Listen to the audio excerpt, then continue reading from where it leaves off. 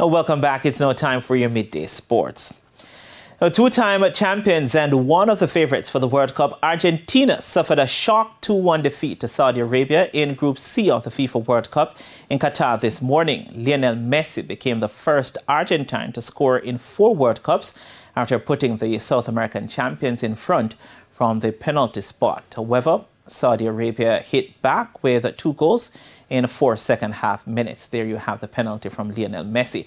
First by Salah Al-Shiri in the 49th minute, followed by Salam Al-Dasari in the 53rd minute for the first major upset of the tournament. Now, the Argentines were losing for the first time in 3 years and ended a 36-game unbeaten streak.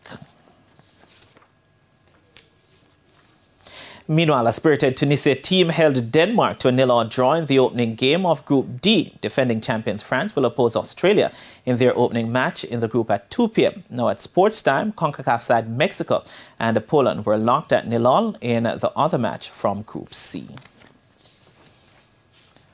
And back locally, reigning champions Kingston College look to take another step towards defending their Issa Manning Cup title when they take on St. Andrew Technical in the second match of a doubleheader inside the National Stadium today.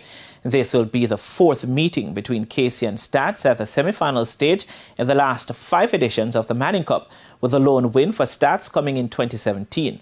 When the two teams met earlier this year, KC won 4-2. In the opening match, many-time champions and #1 seeded Jamaica College will come up against a fierce Mona team, kicking off at 4 o'clock this afternoon. And JC are coming off a 4-0 win over the Manning School in their Champions Cup game on Saturday, while Mona High are coming off a 3-1 defeat to Clarendon College in their match at the weekend. Saturday's defeat was also the second in a row for Mona. The Manning Cup final is set for Friday, December 2 to be played at Sabina Park.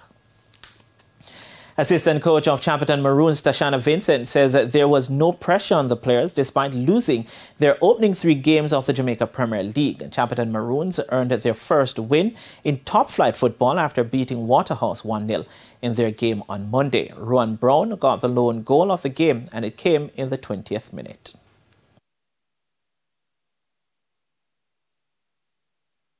As I told you, we didn't place any pressure on our players. We knew that the Waterhouse team is a quality team.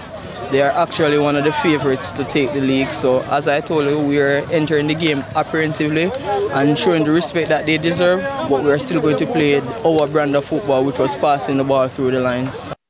Meanwhile, former champions Portmore United and Mount Pleasant had to settle for a share of the points after playing out a 0-0 draw in their Monday night game. The result means Portmore United are still searching for their first win of the season after 4 outings and sit 10th in the standing, while Mount Pleasant remains 7th with a win and 2 drawn results.